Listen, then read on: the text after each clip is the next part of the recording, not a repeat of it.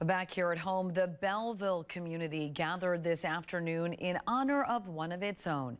Kevin Ace passed away in 2018. His brother David launched Brother Love Music Festival to remember Kevin, a lover of live music.